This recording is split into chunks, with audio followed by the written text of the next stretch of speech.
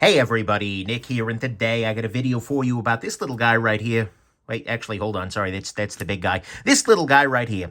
This is the titanium Demko Knives AD20.5 pocket knife. This is a KnifeCenter exclusive, but nonetheless, this is a really, really neat piece. But first off, before I go any further, I want to let you know that I want to thank my Patreon patrons, actually, who not only make it possible for me to use what little time I have left over on the channel, right? It's a beautiful motivation, and I really appreciate that they care for my content and support it. They also make it possible for me to look at a knife like this that is about $400 all told and go, yeah, I should pick one of those guys up. That'd be good for the channel. That'd be interesting, even with not knowing necessarily how long I'll have it, and even with, who the heck knows. But my Patreon patrons make it easy for me to continue doing the kind of work that I do on the channel here, and so I want to be, very thankful to them. It's a beautiful thing.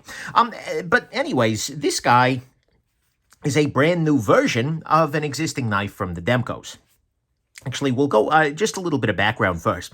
This is the AD20. This is a big, beefy titanium broadsword, roughly. It's not quite that large, but it is a very, very large knife, right? Here, if we put this guy up next to the Spyderco Delica, we're going to see that this is gigantic, and we're going to see that, specifically in terms of blade stock, oh my God, is this thing ridiculous, right? And as a result, I love this knife. I love this knife. No, despite that, I love this knife, but I love this knife, but it's also, as a result, a little bit weird for me, right? Not only is it huge, meaning that this is a substantial commitment of knife to carry on a given day, but it is also big, it's thick, it's beefy. It's not necessarily the thing that I need in my everyday life, and so for a long time I've been hoping the Demkos were going to put the shark lock, which is this locking mechanism here, which is absolutely brilliant. One of the best new locking mechanisms released in a good long time. My hope was that they were going to, well, do great things with this and do it at a smaller size. And eventually they did. They did this little guy. This is the AD20.5. This guy here was made by the Demkos, and I think by some other American makers. This is machine ground, so they didn't hand grind the blade. Anyways, whatever. This is a made in the USA knife. This is a knife that is being made in Taiwan. And this is a follow-up knife that they released, but the scales here are some kind of an FRN or maybe a plastic. I'm not 100% sure what the material is. Grivery. Oh, the heck knows. But anyways, it is, well, they know. I just don't, because I'm a slacker. Anyways, I digress. But this has got a plastic set of handles on it, and the blade on this guy is AUS 10A, which is a fine steel for daily carry, if you don't mind sharpening a little bit here, there, and there, and there, and there, and there. But it's an interesting piece, and when this guy came out, this size-wise is pretty much exactly what I wanted, right? But unfortunately, it didn't make my knife of the year kind of thing, because value-wise, it didn't quite land where I felt like it needed to, right? With this steel, with these handle scales, it felt like this landed a little bit high, and it put it up against competition. It was just a little bit stronger, and so I was kind of in this position where I really liked the construction, the full-tie beefitude, and the nice steel of this guy over here, but I wasn't, but the size of it was just too big. And then on this guy, it just never quite appealed to me as much. So I've been hoping for a middle ground. And luckily, that has finally emerged. Not finally, they've done a couple of versions of this, but when I heard that this was going to be dropping, this is a KnifeCenter exclusive, I was instantly like, oh yes, because this is the 20.5, and this is, by the way, still being made overseas in Taiwan, but this is using a different steel. This is using 3V steel, and this has got the same textured titanium, or at least a similar textured titanium feeling as the big guy, and as a result, this has a feeling of quality that is much, much higher relative to the 20.5 initial production release, as well as some other nice touches, right? If we look at the pivot here, that's fundamentally different, right? The knife itself just looks a little bit nicer, a little bit classier. They've done a couple of things that really class up the joint. But anyways, so seeing this guy come out, this was an instant buy for me. This was one of those things where, yeah, maybe I could have talked to somebody and gotten one, but at the same time, I just didn't want to miss out. Because this is a thing that has been very appealing to me. And because this is just sort of a rant video, what I'm going to go ahead and do is take this little guy apart as I'm talking to you here. Because, well, it'll be a disassembly eventually, but for now, it's just a video. Anyways, I don't know what this is. This is just me trying to make a video when I don't have a whole lot of time to make a whole lot of videos. So let's go ahead and pop this guy apart. I think I'm doing this precisely incorrectly. Should probably come in from the other side. But anyways, I was super excited when this initially dropped. And as a result, and by the way, I've been super excited about this in a time that has not been super exciting in the knife world, unfortunately. You know, I'm writing this now in August of 2022, and oh boy, this has not been the knife world's greatest year. There's been some cool stuff out there, but not a whole heck of a lot of it. Right? And this ends up feeling an order of magnitude more interesting than, frankly, a lot of what's come out lately. That feels too small. This may be T10. Yeah, that's T10.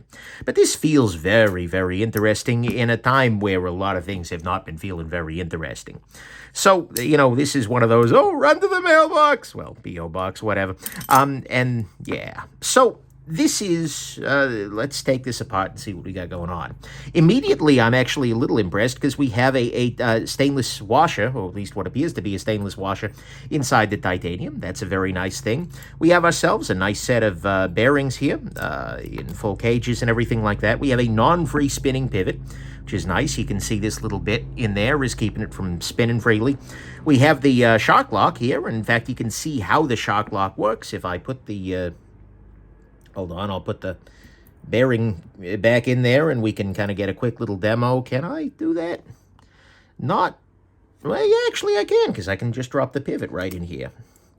And so that way you can see exactly how the shock lock works, and we're going to see that it is, from the looks of it here, largely unmodified from the original, but in this position, the knife can't close because the shock lock is up on top of it, but if I pull it back, the knife is able to slide past. So that's kind of cool, right? Or at least the blade is. So that's how the shock lock works. We do have our spring in here. You got to be a little cautious with you. So as I take that, I'm going to kind of face everything down as I pop the shock lock bit off. That way the spring has nowhere to go but down into the table. So that's cool. And yeah, we're all taken apart here. And the goal of this is factory fresh. This literally arrived on my table like an hour ago. The goal for this is not to, fix a busted action or anything. It's just to lubricate it and give it a shot, right? Make sure everything's running to optimality, if you will, before I put this guy in my pocket and carry it for a while.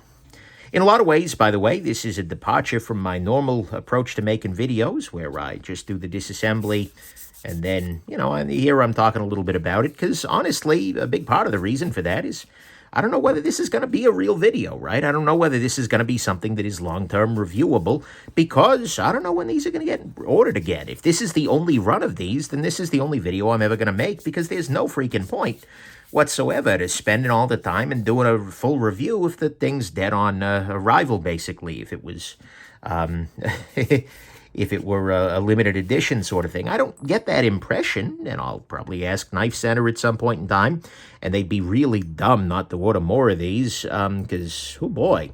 But nonetheless, yeah, I just don't know what this is going to end up looking like, so I want to, wanted to get something out there. At the very least, maybe they've still got some left. I kind of doubt it. If they do, then people are sleeping. Anyways, the big elephant in the room for this guy is the price point. This is a pricey freaking knife. This guy comes in at $400, and yikes.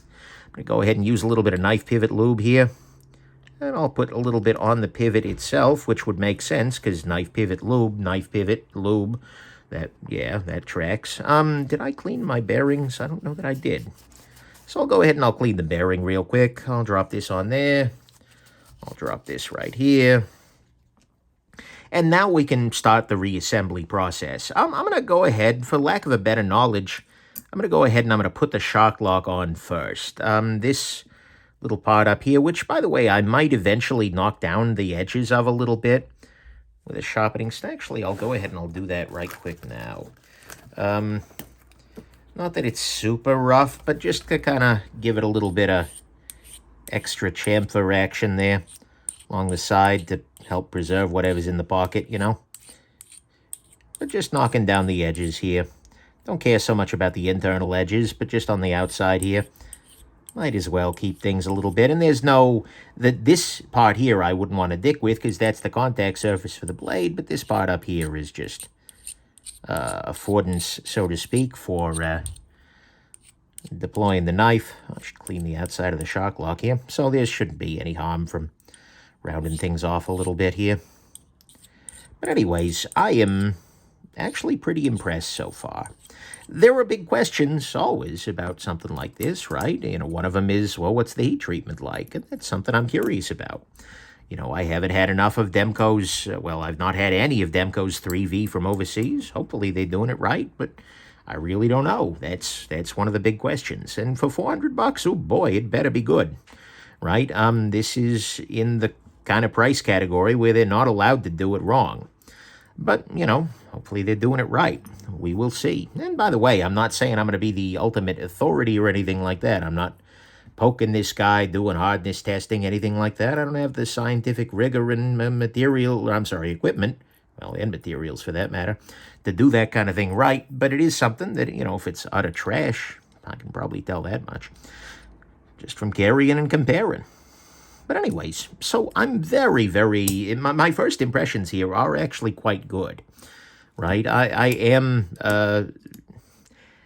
I was a little bit afraid that this was going to feel super duper cheap, that it was going to be one of those things where it's a $400 knife made by a factory that's used to making $100 knives and where they just cut the corners, right? And where it's like, oh yeah, it's nicer materials, but it's done by somebody who's used to working for budget price points, and so it feels like it's at budget price points. But I'm going to be honest with you, this feels pretty good.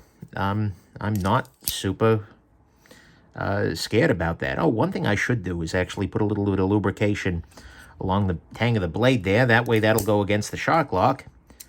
And there we go. Now I got to put these little guys in here. Start off. These are T6, by the way. I am 100% sweating into my Batman mask, which is 100% then directing it into my eyes. So if I break down in tears, it's not the joy of finally having an AD20.5 that's of a trim level that I appreciate because I'm a knife snob, although that may be a part of it, right? But anyways, I gotta say, I'm pretty impressed so far. The texture of this guy is a little bit more harsh than than their full size. Where did that even go? It's not like I can, there we go. This is a little bit more rounded off. And so one of the things I might end up doing is taking this back apart again and then just kind of running it along a sharpening stone, just to kind of flatten off the top of these peaks here. It feels like there's that. And it's also worth noting that they did not put any kind of a contact patch for the clip. So this guy, the clip is right on top of the machined pattern of the scale there. It's really the only thing that at a first glance I would say is kind of a deficit here. Only area where it feels like they could have done that a little better. But for the most part, honestly, this feels quite nice. They've done a pretty good job of it. And so I'm looking forward to spending more time with it. And slightly optimistic that this might end up replacing the big guy in my life. So as I said, I love the big knife. I love the big AD20.5, but oh boy, is it big. Right, that's not really my style. So that's a little too tight. So let me loosen this up a little bit. Yeah. They've still done the one thing that kind of annoyed me a little bit with the other guy, which is to have Taiwan right here above Wampum, PA. And I know that's a part of their branding, but guys, I mean, they're based in Wampum, PA, but that feels, I don't know, a little off to me. But okay, we have no blade play, nice, clean action here, perfect centering. We're good to go. So this guy is put back together, and like I said, my initial impressions of this guy are very, very positive. You know, it could be the honeymoon, and maybe I'll spend some time with it and realize I end up hating it. This is part of the why I'm going to carry it. And I may do a full review, or if this goes away, if this, you know, is never coming back, maybe I won't. Maybe it's not worth doing. But at the very least, I figured I'd share my my initial thoughts. This amounts, I guess, to an unboxing. Just maybe a little less in the YouTube genre. But, yeah, so anyways, cool knife, pricey knife. We'll see whether it ends up living up to the price, living up to the hype, I suppose, and how it ends up sticking around for me. So anyways, there you go. Hope this has been interesting to you, and have yourselves an absolutely wonderful rest of your day. Bye now.